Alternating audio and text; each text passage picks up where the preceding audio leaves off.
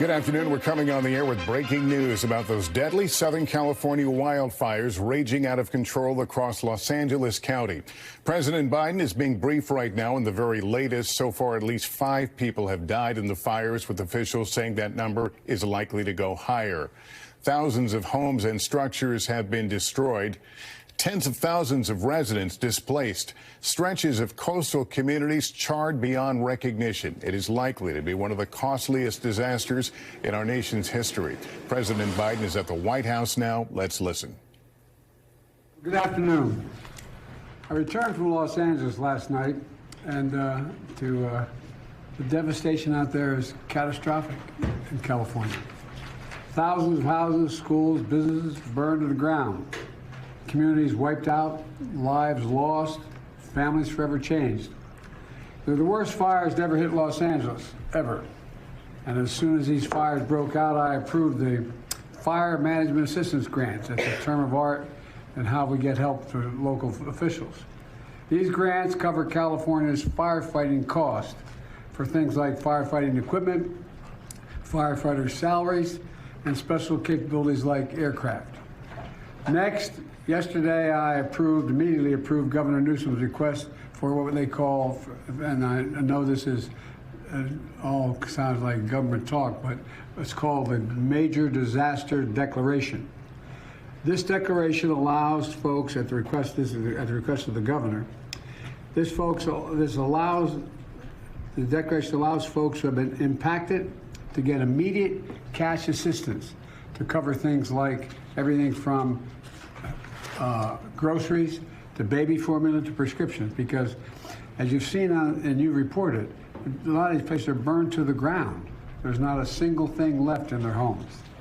And so if they contact disasterassistance.gov, anybody who's lost everything or anything of consequence, disasterassistance.gov or 1-800-621-3362.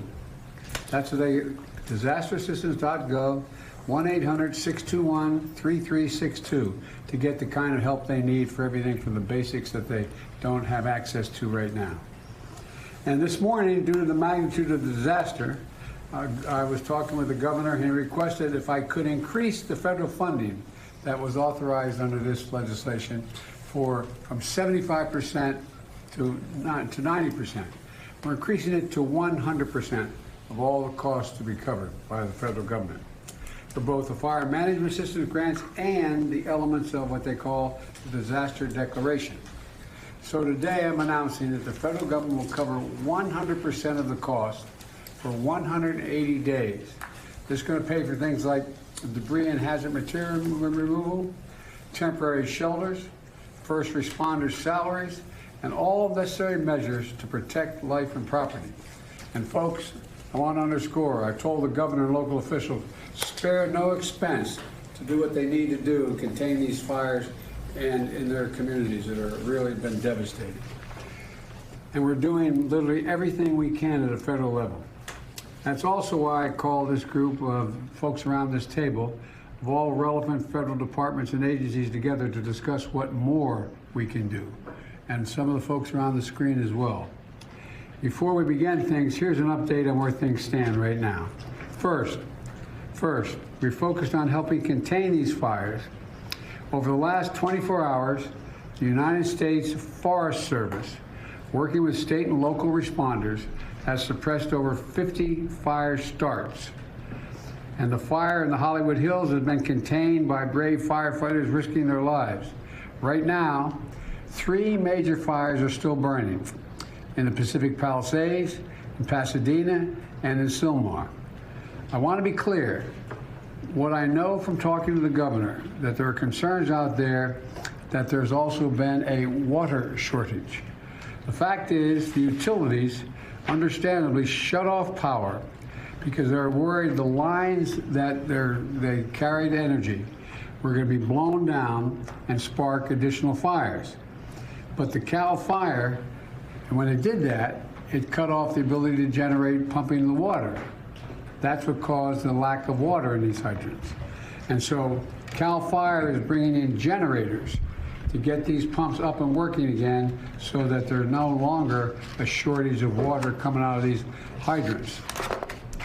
I'm also surging all federal resources possible to Southern California, including 400 additional federal firefighters, over 30 firefighting helicopters and planes, federally supplied, firefighting planes and helicopters, and 8 Department of Defense C-130s that are equipped to suppress wildfires.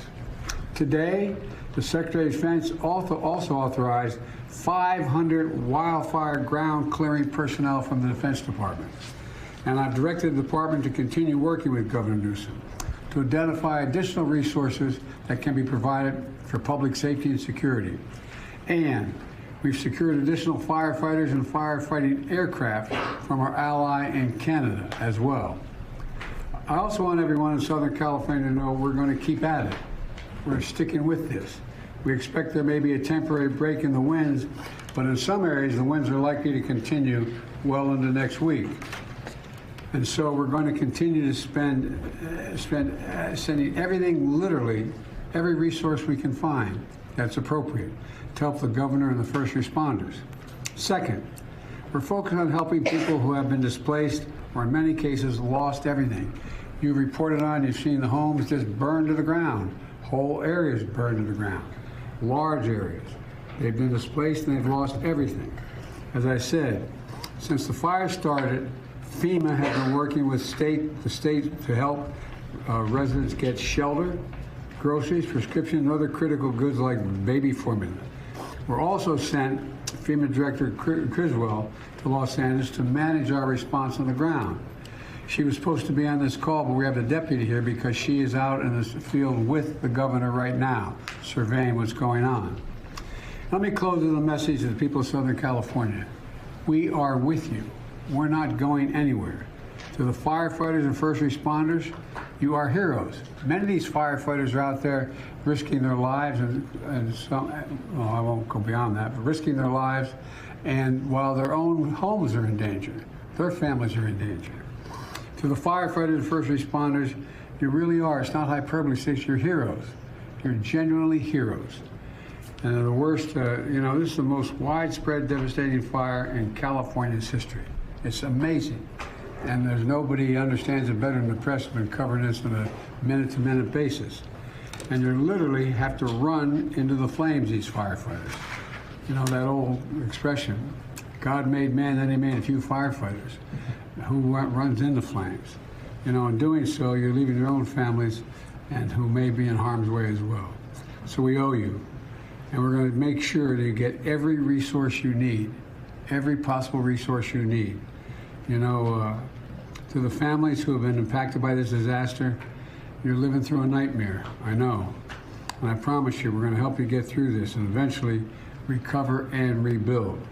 I'm going to turn it over now to the Vice President before we go on to the folks in the various cabinet positions as well as agencies that control these issues.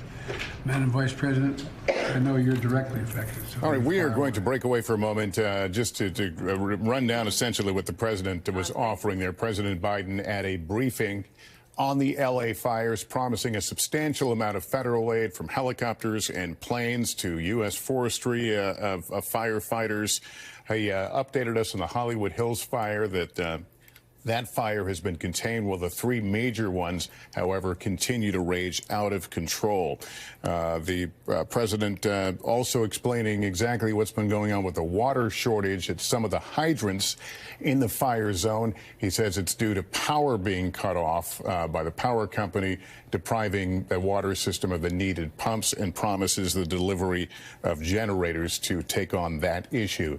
I want to go straight to Jacob Soboroff in Palisades, California. Jacob, the winds have let up somewhat today. I've seen pictures where you see fire and you see just smoke. What's the situation there?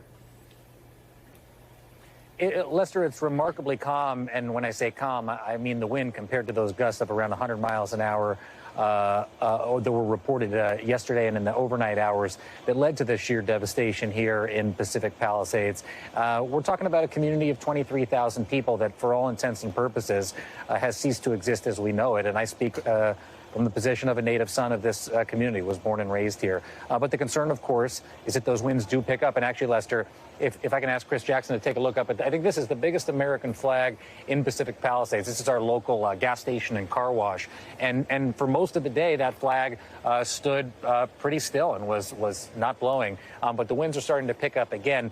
The good news is, over the course of the last morning and into this afternoon, those super scooper tankers have been able to fly out just about a mile's distance to the Pacific Ocean and pick up that water and come back and put out some of the hot spots here in Pacific Palisades. That's no solace to the people whose community is destroyed and gone forever, but it is a big help to that mutual aid response of the firefighters who are here from all through the state of California. And I do want to say it is definitely a welcome message what we have heard from President Biden for residents in this community. I happened to run in to Governor Gavin Newsom yesterday at the intersection, for those familiar in the area, of Via de la Paz and Sunset Boulevard, right outside a gas station. I noticed his motorcade was pulled over at the side of the road, so I approached and asked if I could just catch up with him for a moment. And what he told me was he wasn't able to speak at that time because he was on the phone with the White House lobbying the Biden administration for the relief that you obviously heard just come through here in this briefing by President Biden. This is not a disaster that a local municipality, even Los Angeles, with a very big general fund,